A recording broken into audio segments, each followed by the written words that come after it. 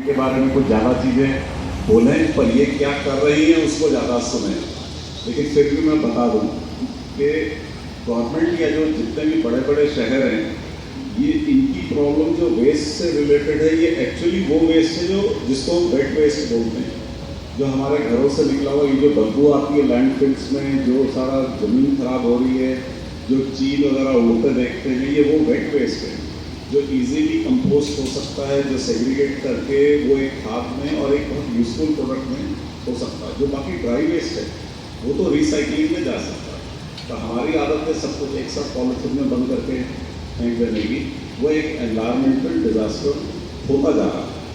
अब मैं कहीं पे मेरे अभी तक इंफॉर्मेशन में था कि दिल्ली जैसे शहर और गुड़गांव जैसे शहर रोज 1000 टन कचरा निकाल रहे हैं एवरी डे। पर अब मैं थोड़ा सा कंफ्यूज हूँ कि इज इट 1000 टन और 10,000 टन को पता नहीं, पर वो मैग्नीट्यूड बहुत ज़्यादा हो गया। और भिवाड़ी का लेवल भी शायद 100 टन पर डे से क्रॉस कर चुका है जो घरों से निकल रहा है। अभी हम इंडस्ट्री की बात नहीं कर रहे, इंडस्ट्री की बात एक अलग है, पर जो हमारा अपना एज ए पर्सन जो कंट्रीब्यूशन है, इन्होंने उस चीज़ को समझा और इनकी स्टोरी भी काफ़ी फैसिनेटिंग है। नेट पे आप ऑनलाइन देखेंगे, बहुत कुछ है इनके बारे में। और ये अपनी सोसाइटी के ऑप्थोलॉजिस्ट हैं, डॉक्टर हैं, लेकिन जब ये अपनी सोसाइटी की प्रेसिडेंट बनी तब उन्होंने इस चीज़ को रियलाइज़ किया। अपनी सोसाइटी के अंदर नवजीवन विहार फेमस है, जो एनवायरमेंटलिस्ट हैं वो नवजीवन विहार के बारे में जानते हैं। इन्होंने नवजीवन विहार को over a period of time इनको क्या तकलीफ आई और क्या माइंडसेट से गुजरना पड़ा, तो ये एक्सपीरियंस शेयर करेंगी। पर फाइनली नवजीवन जो विहार है, it was recognised as a zero waste to landfill, यानी लैंडफिल में कोई वेस्ट नहीं जाता, वो ज़ीरो वो हुई, उनको रिकॉग्निशंस मिली।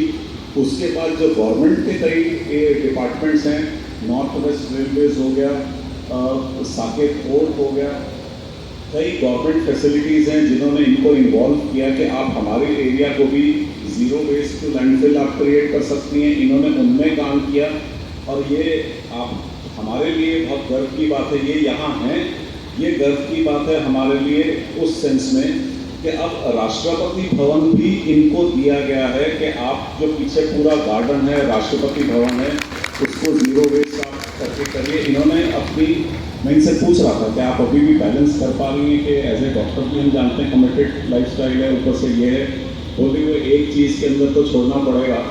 तो ये वो कहती है, क्योंकि जब एज ए डॉक्टर है वो उस पेशेंट की बीमारी उस समय के लिए ठीक करती है, कहती मैं ये काम करूँगी तो आने वाले जनरेशन के लिए ठीक होगा। तो ऐसे माइंडसेट और ऐसा एक डेडिकेशन से हम लोगों का भी फर्क बनता है और उनका सोचना भी ये है कि यहाँ पे बैठने वाले अगर कुछ लोग भी इसको अडॉप्ट कर लें। और वैसे मैं बता रहा हूँ, माइंडसेट की बात है, लगता है कि भाई कंपोस्टिंग है, सब कुछ है, तो उसमें कुछ बदबू आएगी, बहुत बड़ा काम है, कुछ उसके अंदर कीड़े मकोड़े आएंगे। तो मैं अपनी बात भी बता दूँ, भिवाड़ी में ही रहता हूँ, पिछले 20 साल से मेरे किचन का सारा जो है वो कंपोस्टिंग ही होता है। घर के मटेरियल से हमारे यहाँ खाद ही बनती है और हमारे गार्डन के अंदर जो है कोई बाहर से कोई केमिकल नहीं आता, खाद बनती है। राम प्रकाश जी बायो एंजाइम के एक्सपर्ट हैं जो टेक्निकली और एडवांस लेवल है। नेचर का कमाल है, लेकिन अगर उसको टेक्निकली देखें तो वो भी एक बहुत वंडरफुल चीज़ है, जिसको वो भी मैंने इनसे सीख के अडॉप्ट कर रखी है कई सालों से। तो बहुत वंडरफुल प्रोडक्ट्स हैं, आर्ट ऑफ लिविंग के हमारे सामने यहाँ ये भी बायो एंजाइम्स वगैरह से वाकिफ़ है। हम कंपार्टमेंट्स में सब कुछ जानते हैं, लेकिन एक ग्रुप का एक वर्क या वो एफर्ट जो होना चाहिए वो नहीं है। राजीव जी का मिशन है, ब्रांड एम्बेसडर मैडम कूप के गाइडेंस के अंदर भिवाड़ी की कुछ सोसाइटीज़ को वेस्ट फ्री सोसाइटीज़ में कन्वर्ट करना है। म्यूनसिपैलिटी के साथ कोलैबोरेशन है। फिर भिवाड़ी में एक मूवमेंट होनी है जो शुरू होना है, लेडीज सामने है।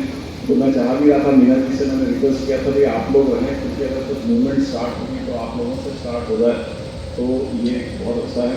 अब समय ज़्यादा ना लेते हुए मैं डॉक्टर रूबी से रिक्वेस्ट करता हूँ कि मैडम आप आएँ, अपने एक्सपीरियंसेस शेयर करें और जो आप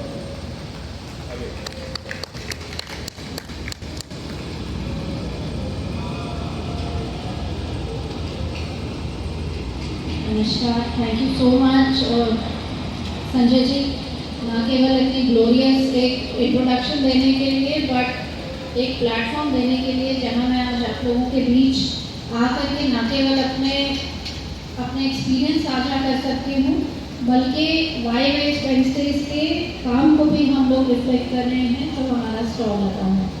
इसके साथ साथ मैं राजीव जी के लिए ज़रूर एक शब्द कहूँगी कि निस्वार्थ और बिना रुके अगर कोई सेवा कर रहा है भिवाड़ी के लिए, इस पर्टिकुलर वेस्ट मैनेजमेंट के कॉज को जो उन्होंने उठाया है और उनका पूरा फोकस सिर्फ और सिर्फ वेस्ट पे है। कई बार मेरे हूँ, मगर आई थिंक भिवाड़ी को कोई इस समय वेस्ट में निकालने में कोई हेल्प कर सकता है तो राजीव। जब मेरी एनजीओ नहीं थी तब भी भिवाड़ी से मैं जुड़ी थी, क्योंकि जो नवजीवन विहार के बारे में सर ने कहा वो उसको zero waste to landfill complete status हुए भी अब 6 साल के ऊपर हो गए हैं। और निर्मय के ही एक रेजिडेंट थे मिस्टर गुप्ता, उनका एक घर हमारा नवजीवन में भी था। सबसे पहले उन्होंने मुझे निर्मय इन्वाइट किया था और वहाँ से हमारी शुरुआत हुई। उसके बाद राजीव जी ने उसे उठाया, निर्मय के अंदर अपनी वेस्ट मैनेजमेंट के ऊपर एक्टिविटीज़ की। तो आई थिंक कहीं ना कहीं वो जो कहते हैं एक स्पार्क है, एक चिंगारी है, वो जली और जल के आगे बढ़ती रही। तो चिंगारी ना कहते हुए मैं यही कहूँगी जोत है और उसको आगे तक फैलाना है। क्यों फैलाना है? सर ने कहा कि टॉपिक आज का ये है अपॉर्चुनिटीज़। तो अपॉर्चुनिटीज़ को शुरुआत करते हैं। आपने आज लेटेस्ट सुना होगा, अभी इस समय हमारे गवर्नमेंट ऑफ इंडिया का काफ़ी स्ट्रेस है स्टार्टअप्स के ऊपर, एंटरप्रेन्योर्स। आप लोग इंडस्ट्री से हैं, आप देख रहे हैं कि स्टार्टअप्स को, नए नए स्टार्टअप्स को कितना सपोर्ट गवर्नमेंट प्रोवाइड कर रही है। कह रही है कि हम आगे से आपको ग्रांट्स भी देंगे, मेंटरशिप भी देंगे, इंक्यूबेशन भी देंगे। तो शुरुआत करूँगी वहीं से कि एंटरप्रेन्योरशिप होती क्या है, व्हाट इज एंटरप्रेन्योरशिप और स्टार्टअप आइडिया। करीब अब मेरी बेटी जो पास आउट कर गई है बीटेक से, तो उसका जब एडमिशन हुआ था आईआईटी के अंदर, वहीं से एक्चुअली रीज़न भी वही था कि मेरे पास कुछ टाइम था एक्स्ट्रा, जो बेटी पढ़ रही थी एंट्रेंसेस के लिए, और मैं चाहती थी उसके आसपास रहा जाए और फिर भी उसकी लाइफ के अंदर ना घुसा जाए, बट देखा जाए कि वो ठीक खा रही है, ठीक पी रही है, ठीक से सो रही है। तो थोड़ा सा मैंने अपने मेडिकल प्रोफेशन को उस समय थोड़ा सा पीछे डाल करके उसकी वजह से थोड़ा सा घर में टाइम देना ज़्यादा शुरू किया। और चूँकि घर में थी तो कॉलोनी के साथ मेरी गाड़ी चोरी हुई, मेरा इंटरेक्शन हुआ आरडब्ल्यू के साथ, और वहीं से मेरी जर्नी आरडब्ल्यू के साथ शुरू हुई। और चूँकि टाइम था, कॉलोनी के अंदर रहना था और कुछ पॉजिटिव कंट्रीब्यूट करना था, मेरे ख्याल से आरडब्ल्यू मुझे बेस्ट प्लेटफॉर्म लगा उस समय। और वही साल था जब सॉलिड वेस्ट मैनेजमेंट के रूल्स आए थे 2016-2017 में। बहुत एक्सटेंसिव 50-60 पेज के पेपर्स आए थे एनसीडी की तरफ से कि इसे करना है, इसे करना है, जो किसी ने नहीं पढ़े थे एक्सेप्ट मेरे अलावा। और चूँकि मैं डॉक्टर थी तो साफ सफाई का मेडिकल इंडस्ट्री के ऊपर क्या इफेक्ट है, हेल्थ के ऊपर क्या असर है, वो पता नहीं था। तो वहीं से शुरुआत की। और आज भी याद है कि जब बेटी के कॉलेज में ओरिएंटेशन के लिए गई थी तो मुझसे उस समय बहुत एक मतलब क्रिस्प बात उनके डायरेक्टर ने, डॉक्टर राव, उन्होंने कही थी कि इंजीनियरिंग क्या होती है। तो इंजीनियरिंग होती है लोगों की समस्याओं को सॉल्व करना, to solve people problem is engineering. तो वो बात एक कहीं ना कहीं घर कर गई थी मेरे मन में कि कितना। और उन्होंने एक चीज़ और कही कि हर प्रॉब्लम के अंदर अपॉर्चुनिटी छुपी है। तो सही और सबसे अच्छा एंटरप्रेन्योर वो है जो सबसे जटिल प्रॉब्लम ढूंढे और उसका सल्यूशन लाए। अपॉर्चुनिटी तो अपने आप बन जाएगी, पैसा अपने आप बन जाएगा, करियर अपने आप बन जाएगा, मगर फोकस होना चाहिए कि प्रॉब्लम देखे, प्रॉब्लम का सल्यूशन लेके आए। तो यहीं से शुरुआत करते हुए कहूँगी कि जो हिंदुस्तान, भारत है हमारा देश, वो पूरे विश्व में नंबर 3 पे है कचरा पैदा करने में। तीसरे नंबर पे भारत देश का नाम आता है कचरा मैक्सिमम पैदा करने में लिस्ट में। और इसी तरह से आप लोग सब जानते हैं हमारे माननीय प्रधानमंत्री के नेतृत्व में इकोनॉमी में भी we are one of the fastest growing economy. तो दोनों चीज़ें साथ चल रही हैं। Economy is opportunity and waste is a problem. So problem को अपॉर्चुनिटी में कन्वर्ट करके जो अपना इससे करियर बना सके, आई थिंक उससे बड़ा कोई एंटरप्रेन्योर नहीं है। और मैंने इस नियत से नहीं वेस्ट मैनेजमेंट ज्वाइन करा था कि उसमें अपॉर्चुनिटी है। आज सर मेरे से पूछ रहे थे कि बहुत पैशन है, मैंने कहा पैशन नहीं है, ये मेरी फ्रस्ट्रेशन और डेस्परेशन है, क्योंकि मुझे इतना कचरा दिखता है आसपास में कि मेरी इच्छा होती है कि मैं उसके बारे में कुछ कर सकूं, क्योंकि मैं उस एज ग्रुप से हूँ जिसने अपने घर के अंदर डस्टबिन देखा नहीं था। मेरे घर में कोई डस्टबिन नहीं था जब तक मैं कॉलेज में नहीं पहुँच गई थी। डस्टबिन नाम की चीज़ नहीं थी, क्योंकि वेस्ट ही नहीं था। वेस्ट क्या होता है? सब्जी फल के छिलके, let us talk about waste. Waste क्या होता है? सब्जी फल के छिलके होते हैं, 50-60% वो होता है। फिर आपका paper, plastic, metal, glass, juice के पैकेट, मिल्क के पाउच, ये। और तीसरा होता है आपका सैनिटरी, नैपकिन हो गए, डायपर हो गए, टूटा हुआ कांच हो गया, वो चीज़ जिससे किसी को चोट या इन्फेक्शन पहुंच सकती है, पट्टी हो गई, एक्सपायर्ड दवाई हो गई। ये तीसरी कैटेगरी है वेस्ट की। तो हमारे टाइम पे जो बीच वाली कैटेगरी है, पेपर, प्लास्टिक, मेटल, ग्लास, वो होता ही नहीं था। मतलब मुझे नहीं याद कि हमने कभी प्लास्टिक की पन्नी अपने बचपन में इस्तेमाल करी हो। जूट का बैग, जूट की बास्केट, केन की बास्केट हम लोग लेके सब्जी खरीदने जाते थे, और डेली नहीं तो एक दिन छोड़ के। ऐसे नहीं होता था कि हफ्ते भर की सब्जी आ करके फ्रिज के अंदर पड़ गई और फिर एक दिन हमारा दिमाग घूमा, महीने में हमने फ्रिज खोला तो सारा सामान बाहर निकल के आ रहा है और आपको अपने ही ऊपर गुस्सा आ रहा है कि भाई मतलब देख लिया होता तो क्या, ये चीज़ एक्सपायर्ड, वो एक्सपायर्ड, वो एक्सपायर्ड, वो एक्सपायर्ड। पैकेज कहाँ थे?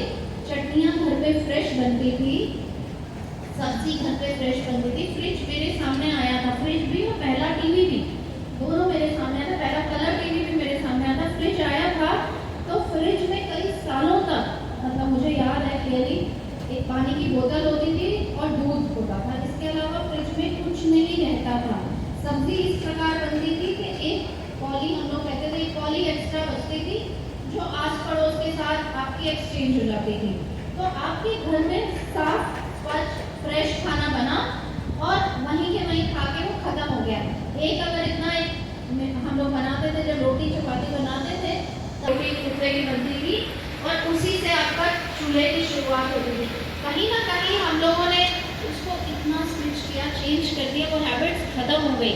आप आज की डेट में सुबह में 10 रोटी बनाएंगे, उसमें आपको ये नहीं पता किसी को 1 चाहिए या 2 चाहिए।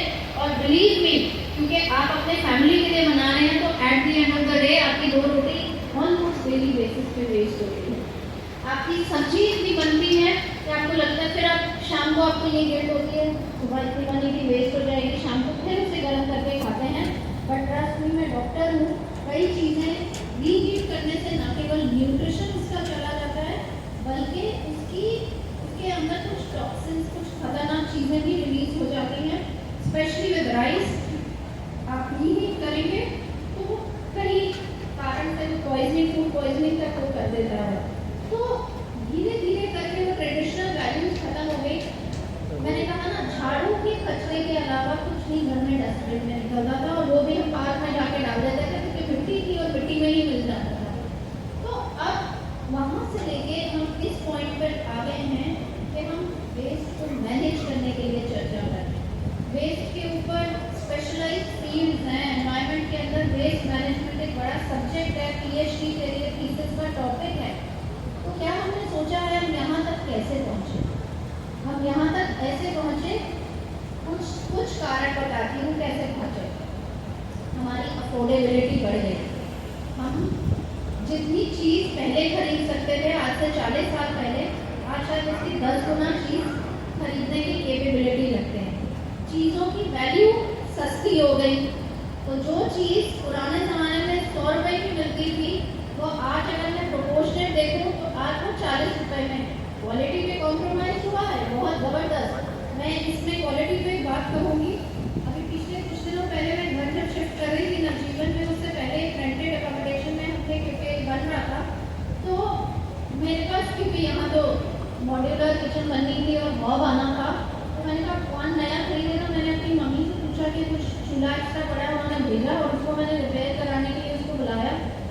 तो जब वो रिपेयर कर रहा था तो उसने निकाल के, वो मेरी मदर के टाइम का चूल्हा था उनकी शादी का, उसमें से जो हॉब निकला वो ब्रास का था।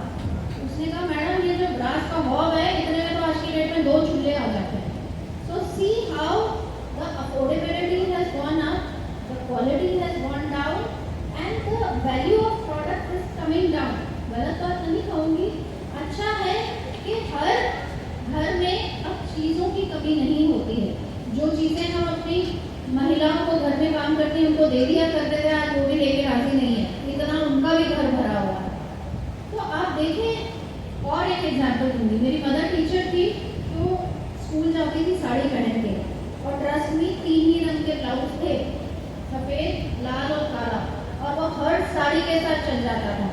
आज आपको ऊपर से नीचे तक सब मैचिंग दिखेगा, क्लिप्स मैचिंग, इयरिंग मैचिंग, घड़ी मैचिंग, फोन का कवर मैचिंग, जूते मैचिंग, पर्स मैचिंग। आप जूतों का ही एग्जाम्पल लीजिए, अगर आपको हर चीज़ मैचिंग रखनी है तो जहाँ आपकी एक्चुअल ज़रूरत सिर्फ 2 जोड़ी जूते की है, वहाँ आप 10 खरीदते हैं क्योंकि आपको मैचिंग चाहिए, ठीक है। और उसके बाद 2 साल के अंदर फैशन बदल जाता है, डिज़ाइन बदल जाता है, और क्वालिटी तो प्रोडक्ट की उतनी अच्छी है ही नहीं है, वो आपका उसमें से 5-7 जोड़ी 2 साल के बाद डिस्कार्ड हो जाते हैं। अब वो चूँकि आपके जो घर में काम करने वाली महिलाएं हैं उनके पास भी जूतों की कोई कमी नहीं होगी, तो आप उसको भी नहीं दे पाते हैं, तो वो कहाँ जाता है? फिर आपको लगता है कौन है इसके साथ माथा पप्पी करेगा, उसको डस्टबिन में डाल दो। तो वो चीज़ जो शायद किसी और के काम आ सकती थी वो भी डस्टबिन में चली जाती है। और एक होता है ना पानी का भरा मटका, अब वो पीने का पानी है और उसमें 1 बूंद जहर डाल दी जाए तो पूरा जहर हो जाता है, वही डस्टबिन का हाल है कि उसमें कौन सी चीज़ वेस्ट है और कौन सी नहीं है, लेकिन जब सब आपने एक साथ डाल दिया तो सब वेस्ट हो गए। कैसे? सब्जी फल के छिलके पहले हम गाय को खिला देते थे, कल परसों में व्यास मिलिट्री स्टेशन के का वेस्ट का ऑडिट करके आई हूँ।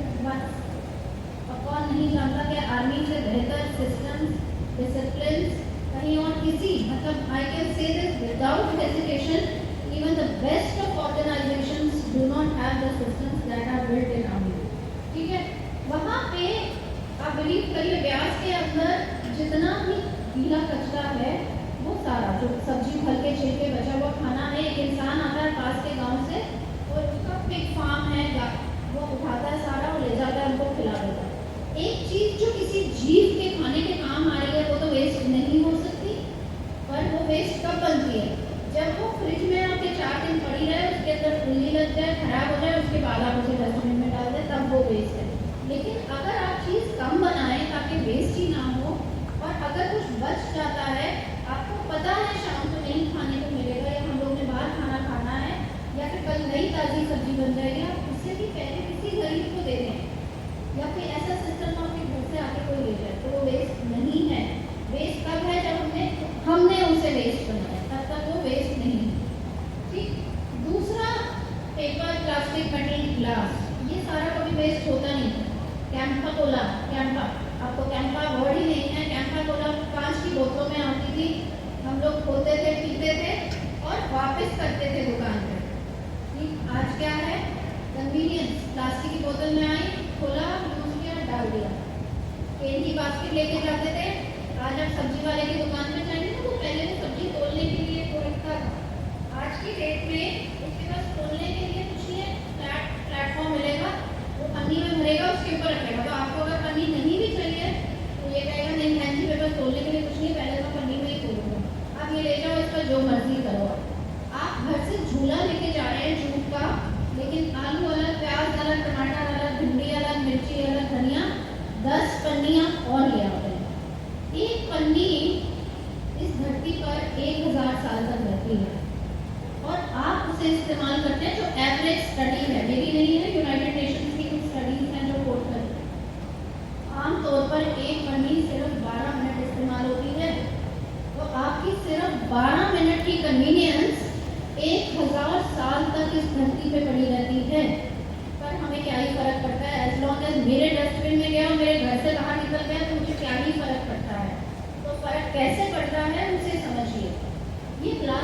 कभी भी, जैसे गीले कचरे से खाद बन जाती है, तो प्लास्टिक कभी भी डिग्रेड नहीं होता, कभी डिसअपियर नहीं होता आपके अर्थ से। तो छोटे छोटे माइक्रो प्लास्टिक में टूट जाता है, और माइक्रो प्लास्टिक के बाद वो और छोटे नैनो प्लास्टिक में टूटता है, कभी जाता नहीं है यहाँ से, आपको दिखना बंद हो जाता है ना। कबूतर आंख बंद करके सोचता है बिल्ली चली गई, तो वो वही केस प्लास्टिक के साथ है। तो अब माइक्रो प्लास्टिक जो है, आज आपके पानी में माइक्रो प्लास्टिक है। नॉर्मल वाटर सैंपल्स 90% तक वाटर सैंपल्स में प्लास्टिक पाया गया है। आपके खाने वाले नमक में माइक्रो प्लास्टिक पाया गया है, माँ के दूध में माइक्रो प्लास्टिक पाया गया, प्लेसेंटा में अनबॉर्न बच्चे के माइक्रो प्लास्टिक पाया गया है। अभी लेटेस्ट एक न्यूरोलॉजिस्ट ने वीडियो रिलीज की थी, पता नहीं कितने ने देखी है, आपके ब्रेन के सैंपल्स में माइक्रो प्लास्टिक पाया गया है। और प्लास्टिक बहुत सारे बॉडी के केमिकल्स की कॉम्पोजिशन से मिलता जुलता है हॉर्मोन्स के साथ। तो वो जितनी भी आपकी यंग गर्ल्स हैं, उनमें ये पीसीओडी और ओवेरियन डिजीजेस, बीमारियाँ, डिस्ट्रक्शंस, आप देखिए वेट गेन, ठीक है, चेहरे पे पिंपल्स आना, इस तरह की बीमारियां वो कॉज करता है। ये शुरुआत है, एलर्जीज कॉज करता है, कैंसर कॉज करता है, सांस की दिक्कत कॉज करता है। ये प्रूवन है वाइल्ड एनिमल्स में, लेकिन इंसानों में स्टडी जारी है। इंसानों में स्टडी इसलिए जारी है क्योंकि प्लास्टिक इंडस्ट्री बहुत बड़ी इंडस्ट्रीज है, और वो स्टडी के रिजल्ट आने तक आई थिंक कहीं ना कहीं ये हमें ही सोचना होगा कि हमें स्टडी का इंतज़ार करना चाहिए। हर इंसान, again I am quoting study, हर इंसान बिना जानते बूझते 5 ग्राम माइक्रो प्लास्टिक अपने अंदर ले रहा है। 5 ग्राम एक क्रेडिट कार्ड का साइज होता है। हर हफ्ते आप एक क्रेडिट कार्ड खा रहे हैं, आपको पता नहीं है इतना प्लास्टिक आप लोगों के बिना जानते बूझते आपके अंदर जा रहा है। आप ऑर्गेनिक सब्जियां खाते हैं कि इसमें केमिकल नहीं होंगे, लेकिन ऑर्गेनिक पानी कहाँ से लाएंगे? सींचा तो उसी पानी से जा रहा है कि उससे पहले फिल्टर करेंगे, उसके बाद सब्जी को खिलाएंगे। आपकी हर खाने वाली चीज़ में, सांस लेने वाली, पीने वाली हर चीज़ में माइक्रो प्लास्टिक है। मिल्टन की बोतल होती थी, स्कूल लेके जाते थे, पिकनिक जाते थे, घूमने जाते थे, घर से पूरी आलू पैक करके जाते थे। आज की डेट में देखिए, घर से कौन लेके जाएगा? ठीक, बाहर मिल जाएगा। ई कॉमर्स, मेरा मूड खराब है तो मूड ठीक करने के लिए फ़ोन में घुसो, 2-4 चीज़ें ऑर्डर कर दो जो चाहिए भी नहीं। सेल नाम की बीमारी नहीं होती थी हमारे टाइम में, आज 2 के साथ आपको 3 फ्री मिल रहा है। उस 2 में से भी आपको एक चीज़ की शायद ज़रूरत है, बाकी 4 आप ले आते हैं घर, और 2 साल के बाद फिर उसे भी फेंक देते हैं। ट्रस्ट मी, आप अपनी अलमारियाँ जा कर के खोलिए और वो कपड़े निकालिए जो पिछले 2 साल में आपने नहीं पहने हैं, आपको खुद समझ में आ जाएगी कि हम लोग क्या कह रहे हैं। मेरे को बताने की ज़रूरत इससे ज़्यादा नहीं है कि हमने कितनी माइंडलेसली चीज़ों को पोजेस करना, चीज़ों को खरीदना शुरू कर दिया है, ये बिना देखे कि उसका, हम कहते हैं एनवायरनमेंट पे इम्पैक्ट। एनवायरनमेंट में कुछ नहीं होगा, let me tell you, environment हमसे बहुत बड़ी है। हम जिस दिन अपनी एक्टिविटीज बंद कर देंगे, एनवायरनमेंट अपनी जगह पे आ जाएगी। आपने कोविड में देखा था, AQI 20 हो गया था। आप लोग प्लीज यहाँ बैठे हुए कोई भी लोग एनवायरनमेंट की चिंता मत करिएगा। चिंता अगर करनी है तो अपने बच्चों की करिएगा। वो बच्चे जो अगर बीमार हो जाते हैं तो 2 दिन तक, 3 दिन तक, जब तक बुखार नहीं जाता, आपके गले से पानी भी नहीं नीचे जाता, खाना तो बहुत दूर की बात है। और हम ये सोचते हैं कि शायद हम अमर पैदा हुए हैं, हमें तो कुछ नहीं होगा। लेकिन लेट मी टेल यू, जिस हिसाब से हम चीज़ों को बर्बाद कर रहे हैं, ये हमारे ही बच्चों के जीवन पे वापस आएंगी। वो बच्चा जिसके बुखार की वजह से 2 दिन आप परेशान रहते हैं, कल को आप नहीं होंगे इस दुनिया में। We are not born immortal, हम लोग चले जाएंगे यहाँ से, और वो बच्चे इन्हीं बीमारियों के बीच में बिना हमारी हेल्प के और बिना किसी सपोर्ट के, क्योंकि तब तक बहुत देर हो चुकी हो। हर चीज़ में प्लास्टिक आ गया, हर चीज़। वेस्ट के ढेर देखिए सर, ललित सर अभी मुझे यही चीज़ बता रहे थे कि ट्रेन में आप जाते हुए, रियली मैं 2 दिन पहले मैं शताब्दी से वापस आई हूँ, खिड़की से बाहर देखा नहीं जाता आपसे। मतलब आप अनबिलीवेबल तरीके से प्लास्टिक और गंद फैला हुआ है। किसने किया है? सरकार ने। हाँ बिल्कुल, सरकार की जिम्मेवारी करने की, लेकिन क्या हमें लाइसेंस मिला है कि हम गंदा करेंगे और सरकार साफ करेगी? सरकार 11वां साल है स्वच्छ भारत मिशन का, सिर्फ यही 3 चीजें कहती है, गीला सूखा सैनिटरी कचरा अलग करो। आज अपने दिल पे हाथ रख के कहिए कितने लोग अलग कर रहे हैं और क्यों अलग करना है वो भी बता देते। जब आप अलग करते हैं तो गीले कचरे से खाद बन जाती है, सूखा जो है paper, plastic, metal, glass recycle हो जाता है और सैनिटरी बिना किसी को चोट पहुंचाए या बिना किसी को इन्फेक्शन दिए उसे अलग से इंसिनरेटर में जला दिया जाता है। और जब आप ये सब मिक्स कर देते हैं, paper, plastic, metal, glass, sanitary napkin, diaper, उसके अंदर आपका सब्जी फल के छिलके, आपका उसमें 5 रुपए का सिक्का गिर जाए, आप नहीं उठा पाएंगे उसमें हाथ डाल के, कहेंगे छोड़ो यार 5 ही रुपए आए जाने दो। लेकिन कुछ लोग हैं जो उसमें हाथ डालते हैं क्योंकि वो हमारे और आपके जैसे उतने लकी फॉर्चुनेट नहीं हैं, उनके बच्चे पलते हैं उसी कचरे से जो उसमें से निकालते हैं। कभी सोचा है कि हम कहाँ तक नीचे चले गए हैं कि हमारे घर से निकली हुई गंदगी और बीमारी किसी गरीब आदमी को साफ करनी पड़ी क्योंकि बस उसके पास और कोई काम नहीं है करने के लिए, क्योंकि उसके पास कोई जरिया नहीं है अपने बच्चों को पालने का, खाना खिलाने का। और जिस दिन उसके पास थोड़ा पैसा आ गया उस दिन आप लोग इस कचरे से डील नहीं कर पाएंगे। तो कम से कम हम क्या कर सकते हैं? सबसे पहले तो इन जिसको हम कचरे वाला कहते हैं सोचना बंद कर दीजिए कि वो कचरे वाला है, सफाई वाला है। कचरे वाले हम हैं क्योंकि हम कचरा फैलाते हैं, वो सफाई करता है इसलिए वो सफाई वाला है।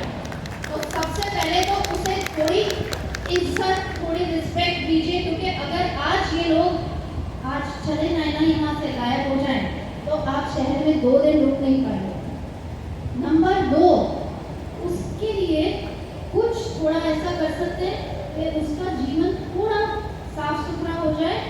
तो गीला सूखा सैनिटरी अलग अलग करके देना, इसमें क्या रॉकेट साइंस है? मैं दाल चावल को मिक्स कर दूं और आपसे कहूँ दाल और चावल को अलग करिए बैठ करके, ये काम वो कर रहा है। अगर पहली बार में हम दाल चावल मिक्स नहीं करेंगे तो क्या चला जाएगा ये बताइए? एक डस्टबिन की बजाय आपने 3 डस्टबिन रखने, 2 किचन। आपको सरकार के लिए किसी के लिए करने की जरूरत नहीं है। एक पानी की बोतल जो आपको लगता है कि बहुत सेफ है और आप मार्केट से खरीद के ले लेंगे, तो let me tell you, 1 litre पानी की बोतल के अंदर 1.9 लाख से लेकर के 3 लाख तक नैनो प्लास्टिक पार्टिकल है सिर्फ 1 लीटर पानी के अंदर। तो जो आपको सेफ, सुथरी, हाइजीनिक लग रही है उसे अगली बार सोच समझ के खरीदिएगा। अपने घर से पानी लेके जाइए, उससे ज़्यादा साफ और स्वच्छ पानी नहीं मिलेगा आपको बाहर। और तीसरा, मैं आपको तीसरा सबसे इम्पोर्टेंट एग्जाम्पल बता दी। चिप्स का पैकेट है, मैं पहाड़ पे पिकनिक करने जा रहे हैं हम, वो उसको पकड़ के लेके जाएंगे हाथ में, है ना, कितना लेके ऊपर तक जाएंगे, ऊपर इंजॉय करेंगे, पिकनिक खाएंगे। जैसे ही वो खत्म होगा उस समय वो बर्डन बन जाएगा। फिर आपको डस्टबिन दिखा तो डस्टबिन भी कौन जाएगा उसके पास? यहीं से शूट किया, आधा डस्टबिन में गया, आधा बाहर गया उसका सामान, और नीचे और डस्टबिन नहीं दिखा तो पहाड़, ट्रस्ट मी, बैंगलोर जैसी, कर्नाटका जैसा इतना ब्यूटीफुल स्टेट, मैं वाटरफॉल तक जा रही थी, नीचे वैली में झाँक के देखा, कौन सी ऐसी चीज थी मुझे नहीं दिखी, ब्लैक पर पानी की बोतलें, जूते, कपड़े। उस वैली के अंदर कौन घुसेगा उसे उठाने के लिए? सरकार काम नहीं करती, सरकार नहीं करती काम। मुझे पता है एनफोर्समेंट के गैप्स हैं, बट मैंने ऑफिसर्स के साथ काम किया है। और अगर आज मेरा 9वां साल एमसीडी, एनडीएमसी, कैंट के ऑफिसर्स के साथ है तो वेस्ट नहीं कर रही मैं टाइम। मैंने अपने अफसरों को सुबह 5 बजे से लेके रात के 1 बजे तक काम करते देखा है, डेली बेसिस पे, ना सोते हैं ना घर जाते हैं, उनकी भी फैमिलीज हैं। ट्रस्ट मी, जितना खराब हम सिस्टम को समझते हैं उतना नहीं है, उसके भी जिम्मेवार हम हैं। अगर हम सिर्फ ये जो 2-4 चीजें हैं, कचरा अलग करना, सिंगल यूज प्लास्टिक, आप कहते हैं सरकार बंद क्यों नहीं कर देती प्लास्टिक, है ना, करती क्यों है? अरे सरकार ने तो कई चीजों पे बैन लगाया है, मगर हर रेडी वाले के ऊपर, हर दुकान के ऊपर तो जाकर के पुलिस नहीं खड़ी कर सकती ना देखने के लिए कि कहाँ है। आपको क्या लगता है कि प्लास्टिक से कल को सिर्फ सरकार को नुकसान है? सबसे ज्यादा नुकसान आपके बच्चों को है। तो किसी के लिए मत करिए, अपने लिए करिए, अपनी फैमिली के लिए करिए, अपने बच्चों के लिए करिए। गीला सूखा सैनिटरी अलग करना, सिंगल यूज प्लास्टिक का इस्तेमाल ना करना और सड़क पे कचरा नहीं फेंकना। सड़क या किसी पब्लिक प्लेस पे रैपर को लपेट के जेब में नहीं डाला जा सकता। 500 ग्राम का मोबाइल उठा करके, मेरे को फ्रोजन शोल्डर हो गया, मैं हाथ उठा नहीं सकती हूँ, आप ये सोचिए। लेकिन हम थैला नहीं उठाएंगे 20 ग्राम का, क्यों? वो बर्डन है। बर्डन क्या है वो आपको दिख नहीं रहा। कोविड आया था, कोविड में बीमारी में हमारे जब 2-4 घर वालों के ऊपर वो मुसीबत आई, कुछ के गुजर गए, आपने सोचा है आपके बच्चों को आप कल किस कंडीशंस में छोड़ के जा रहे हैं? ऐसी ऐसी बीमारियां हैं जिनका जिंदगी में इलाज नहीं हो पाएगा। ये सारे लाइफस्टाइल से हैं। सिर्फ एक नीचे फेंकने का एक और एग्जाम्पल देते हैं। 1 किलो प्लास्टिक होता कितना है? उसको फेंकने में कितना टाइम लगता है? 1 सेकेंड लगा, आपने फेंक दिया। आपको पता है 1 किलो प्लास्टिक इकट्ठा करने के लिए, 1 केजी प्लास्टिक इकट्ठा करने के लिए आपको 450 बार झुकना पड़ता है। 450 times you have to bend to collect only 1 KG of plastic. और सर ने कहा दिल्ली में कितना प्लास्टिक होता है, दिल्ली में कितना कचरा होता है। दिल्ली रोज 11,500 टन कचरा पैदा करती है और उसमें से 10% सिर्फ प्लास्टिक है और उसमें से भी आधा 550 टन के करीब सिर्फ सिंगल यूज प्लास्टिक है, जो हम 12 मिनट की कन्वीनियंस या घर से थैला नहीं ले जाना या बोतल नहीं ले जाने के चक्कर में पैदा हो रहा है। सिर्फ 550 टन। कम से कम इसको तो कम कर सकते हैं। छोटी चीजों से चेंज करके आप इतना बड़ा चेंज ला सकते हैं। आपको पता भी नहीं मैं अकेला क्या कर पाऊंगा, सो आप अकेले क्या कर पाएंगे वो भी बताते हैं। एक इंसान अगर कपड़े का थैला अपनाता है तो वो 1 साल के अंदर 500 पन्नी बचा लेता है। मतलब एक इंसान अपने जीवन में किया है। लेकिन 1, 2, 4 लोग ऊपर बैठ करके अनलेस के आप लोग उनके साथ जुड़े, किसी का कोई इम्पैक्ट नहीं आएगा।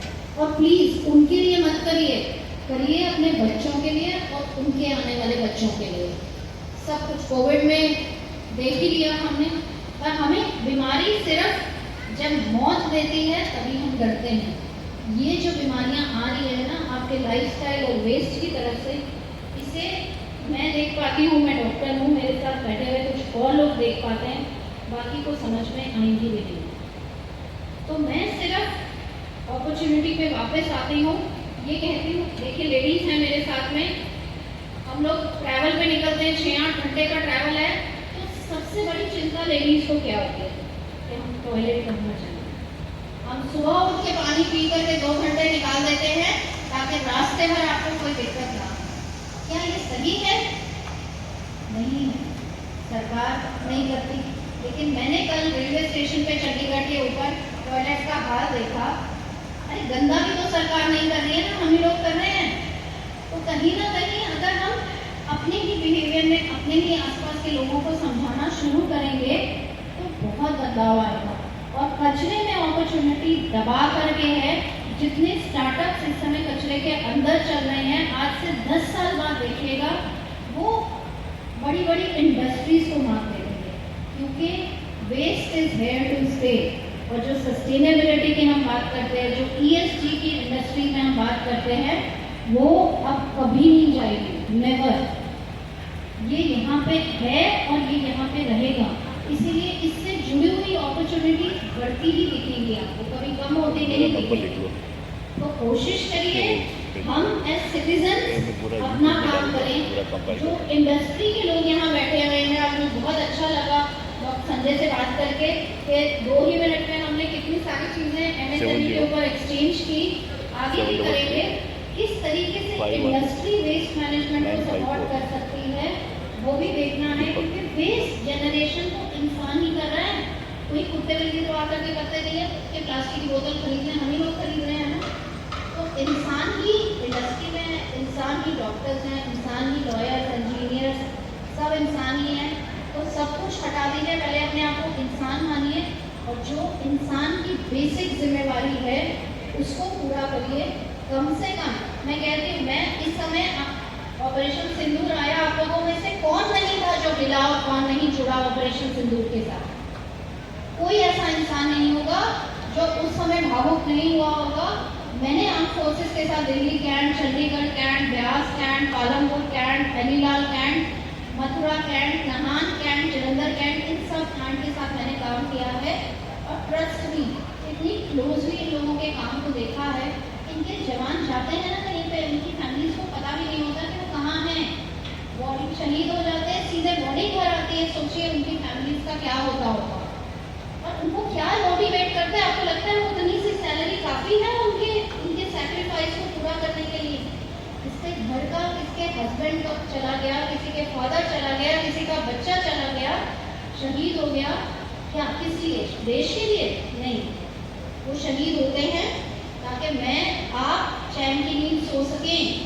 हम यहाँ पे थ्रू आउट ऑपरेशन सिंदूर चैन से सिर्फ इसलिए सो पाए थे क्योंकि वहाँ पे कोई बॉर्डर पे हमें प्रोटेक्ट कर रहा था। और जब उनकी बॉडी घर आती होगी ना, मेरी सिर्फ ये विनती है आप लोगों से कि उनकी फैमिली कभी ये ना सोचे कि इन लोगों के लिए शहीद हुए थे तो कम से कम वहाँ उनकी तरह लड़ नहीं सकते। सिर्फ 3 चीज़ें कह रही हूँ, गीला सूखा सैनिटरी अलग करिए, सिंगल यूज प्लास्टिक का इस्तेमाल मत करिए और सड़क पे कचरा मत फेंकिए, मत थूकिए। चीज़ तभी खरीदिए जब ज़रूरत हो, ना कि सिर्फ इच्छा हो और सिर्फ मेरे जेब में पैसा हो तो मैं सब खरीद सकता हूँ। तो मेरी सिर्फ ये सिंपल सी रिक्वेस्ट है। सर ने अपॉर्चुनिटीज़ के लिए कहा तो एक और रिक्वेस्ट करूँगी इंडस्ट्री से कि जितने भी इंडस्ट्री CSR ब्रैकेट में आती हैं, प्लीज़ वेस्ट मैनेजमेंट को सपोर्ट करिए क्योंकि yes, health, education, poverty, hunger बहुत इंपॉर्टेंट इशू हैं, लेकिन इन सब इश्यूज़ को जो एक चीज़ इम्पैक्ट करती है वो एनवायरनमेंट है, वो वेस्ट है। तो थोड़ा अपना CSR में अपने थीमेटिक एरिया को, अगर नहीं है एनवायरनमेंट और वेस्ट मैनेजमेंट, उसमें लेकर के आइए। अपने नेटवर्क में ढूंढिए कौन इसमें वेस्ट मैनेजमेंट में काम करने वाले लोगों की मदद कर सकता है। भिवाड़ी को बहुत ज़रूरत है इस समय। अगर भिवाड़ी में अपनी ही इंडस्ट्री के लोग थोड़ा सपोर्ट करेंगे तो आई एम वेरी श्योर आपकी भिवाड़ी भी कल को कुछ हद तक, कम से कम उतनी तो साफ छोड़े जितनी साफ हमें मिली थी, उतनी तो हम साफ करके छोड़ ही सकते हैं। बाकी तो देखिए बच्चों के हाथ में क्या है, उनकी किस्मत में क्या है, वो ऊपर वाला जानता है, लेकिन जो हमारे हाथ में है वो तो हमें करके देना चाहिए। So really thank you so much कि आप लोगों ने मुझे मौका दिया and I am very hopeful कि यहाँ से उठने के बाद कम से कम कुछ दिल में, कुछ जगह में, कुछ लोगों में बदलाव आएंगे और वो बदलाव अपने तक मत रखिएगा। हर इंसान यहाँ से उठने के बाद आगे 5 लोगों को जाकर के ये मोटिवेट करेगा, तभी चेंज होगी। यहाँ जो लेडीज बैठी हैं, मैम है मेरे साथ में, इनसे स्पेशल रिक्वेस्ट है कि अगर वेस्ट मैनेजमेंट में काम करने की इच्छा नहीं है किसी की तो उसे सिर्फ अपने बच्चे की शक्ल याद दिखाइए, क्योंकि मुझे नहीं लगता कि अक्रॉस वर्ल्ड आपको किसी भी पेरेंट को अपने बच्चे से ज़्यादा कुछ प्यारा होगा। तो उनके लिए अगर कुछ करना है तो स्वच्छ भारत अभियान का हिस्सा बनिए और थोड़ा पार्टिसिपेट करिए। Thank you. समाधान के लिए वेस्ट में पहली बात तो है कि हमारे यहाँ पर वेस्ट जनरेट नहीं हो, एक सबसे बड़ा हमारे लिए प्रयास है। मैं इसमें 2 मिनट के लिए कहना चाहूँगा, कल जब हमारा सोलर एंड प्रॉफिटेबिलिटी पे सेशन था तो सोलर हम कह रहे हैं कि बिकॉज ऑफ कि हमारी जो पावर जनरेशन है चाहे थर्मल से हो तो उसमें बहुत बड़ा एनवायरनमेंट को जो हमारी जो है गैसेज जो एनवायरनमेंट को जो इफेक्ट करती हैं एक बहुत बड़ा इम्पैक्ट करती है। सोलर को अगर हम जब शुरू करते हैं तो हमारे रामानंद भाई साहब ने कहा था कि आज हम क्रिमिनल एक्टिविटी कर रहे हैं अगर सोलर नहीं लगा रहे हैं। तो मैं आपको क्रिमिनल एक्टिविटी हमारी इंडस्ट्री के लिए नहीं कह रहा हूँ, मेरा ही कहना है कि आज आपके पास सोलर अगर लगाते हैं तो आपके पास प्रॉफिटेबिलिटी है, 4-5 साल में आपका पे बैक है, लेकिन 5 साल बाद आप देखेंगे अगर आप सोलर नहीं लगाएंगे तो सबने लगाना शुरू कर दिया तो that will be necessity for your business. तो आज अगर लगाते हैं 5 साल में पे बैक आपका आ जाता है और आपके लिए जो है नेक्स्ट जनरेशन के नेक्स्ट उसके लिए अगले 20 साल के लिए इलेक्ट्रिसिटी की प्राइस फ्रीज हो जाती है। ये मैं इसमें एक एक्सटेंड है, मैं वो 2 मिनट के लिए कहना चाहूँगा कि पहले हमारे यहाँ पर गवर्नमेंट ने कर रखा था, इंडिया वाइड है, कि हम लोग अपनी जो हमारी इंस्टॉल कनेक्टेड लोड है उसके 100% तक हम सोलर पावर प्लांट लगा सकते थे। मतलब और जबकि क्योंकि इसका जनरेशन ऑलमोस्ट 80 to 20% का होता है, तो जनरली एक इंडस्ट्री के अंदर में कनेक्टेड लोड का 40 to 50% तक पावर कंज्यूम होती है। इसलिए 1-1.25 साल पहले हमने इस बात को लेकर के माननीय भजनलाल जी शर्मा की सरकार में रिप्रेजेंटेशन दिया था, और लघु उद्योग भारती के एफर्ट से दे डिक्लेयर्ड कि इसको 100% को उन्होंने बढ़ाकर के 2% कर दिया। That is the first instance in the state and in India and not any state. India के अंदर में इसको फर्स्ट 100% से 200% कैपेसिटी तक करने वाला पहला स्टेट है। तो आज आप अपनी ज़रूरत की 40% एनर्जी को कंज्यूम अपने सोलर से बना सकते हैं। अगर आप इस दिशा में भी सोलर लगाने की तरफ काम करेंगे तो हमारा वेस्ट जनरेशन सर्टेनली, चाहे हमारी कैप्टिव हमने कैप्टिव थर्मल पावर प्लांट लगा रखे हों या हमारे डीजी सेट्स हों, हम इसको रिड्यूस कर सकते हैं। फिर भी जो वेस्ट है उस वेस्ट को हमको किस तरह से मैनेज करें और किस तरह से हम उसको इकोसिस्टम को कोई हार्म नहीं पहुंचे, उसके लिए मैं रिक्वेस्ट करता हूँ श्री रूबी मखीजा जी को वो आए और अपना इस संबंध में बताएं। इनिशिएटिव लिया, एक छोटा सा पावर फीडर बनाया जो हमारे ऑयल के ड्रम्स होते हैं फैक्ट्री में, उसको कट किया और उसके नीचे 6 टांके बनाई और उसको जमीन में अच्छे से काट दिया, एलिवेटेड। अब उसमें हमने क्या किया, जितने भी कॉम्प्लेक्स में घर थे सबको एक ग्रीन कलर की बकेट दी और उनको ये बताया कि जब आप सुबह किचन में फील कर रहे हैं, खाना खा रहे हैं या जो भी है, वो इस बकेट में डालते जाएं। और कूड़े वाले को अलग से कह दिया कि आप वो सारा इकट्ठा करें और जाओ फीडर में डाल दें। आज 3 साल हो गए हैं, आज तक लोग जिसको गाय को रोटी देनी होती है या अपने घर से पहला निवाला देना होता है, वो सब उसी फीडर में डाल के आते हैं। और वहाँ पर एक चीज़ जरूर है, काउस बहुत होती हैं बट वो feeder as it is intact है। और उसके नीचे एक चीज़ हमने और देखी, जिससे सारा पानी कलेक्ट हो रहा है ड्रम में, तो हमने उसके नीचे छेद भी कर दिए ताकि पानी नीचे चला जाए। तो आज अगर मैं बात करूँ तो एक कॉम्प्लेक्स में जहाँ पे थोड़े से फ्लैट्स हैं, they are doing this very well. और मुझे ये लगता है कि हर कोई अपने घर के, आज मेरी फैक्ट्री के बाहर भी मैंने ऐसा रखा हुआ है, जितने भी मेरे वर्कर्स हैं मैंने उनको बोला हुआ है, अगर आपका कोई खाना बच जाता है या घर से लाते हैं या कुछ भी है, आप उस फीडर में डालिए। वहाँ पर भी सुबह काउस बहुत होती है। तो मेरा ये है कि देखिए, इनको खाना है, इनको प्लास्टिक मत दीजिए, अपने ही घर का जो आपके हाथ से लिखा हुआ है वही दीजिए। That is my request. Normally ध्यान इन्होंने लगाया है, पहले लोग क्या करते थे कि घर से निकलते थे, पॉलिथीन के अंदर ही डाल के कॉम्प्लेक्स के आगे फेंकते आते थे, थोड़े टाइम बाद पॉलिथीन इधर उधर पड़ा, खाने की कुछ चीज़ें इधर उधर गिरी पड़ी हैं और गाय को भी रोड तो जब से इन्होंने लगाया है, 3 साल मैं भी उस कॉम्प्लेक्स में रहता हूँ, ये गुड़गांव शिफ्ट हो गई है, ड्रम वही है और छेद कर रखे हैं, तो वो क्या अब गाय सवेरे से उसी ड्रम के आसपास ही 15-20 पड़ी होती है। हमें बांध के रखा, जकड़ के रखा, और हम लोग कोई भी कार्य है उसको धर्म के साथ जोड़े ना, तो हमें कार्य करने का एक अच्छा जज्बा हमें डेवलप होता है। तो हमारे ऋषियों ने वेदों में, उपनिषदों में हजारों साल पहले इसके बारे में परिकल्पना की थी। मैं खाली एक छोटा सा श्लोक बोलूंगा, आप जानते हैं उस श्लोक के बारे में, और उसी श्लोक को अगर हम सही समझ के साथ आगे बढ़े अपने जीवन में, तो डेफिनेटली जो रूबी जी ने जो कहा वो संभव है। ओम जो शांति अंतरिक्ष शांति पृथ्वी शांतिराप शांति रोषदय शांति वनस्पतय शांति विश्वे देवा शांति ब्रह्मा शांति सर्व शांति शांतिरेव शांति साम शांतिरेधि। ओम शांति शांति शांति। बस इसी का अनुवाद जो है उस पे रूबी जी ने जो हमें समझाया है, वो संदेश हजारों साल पहले ऋषियों ने कहा था, हम उसके प्रति समर्पित रहे। Thank you so much.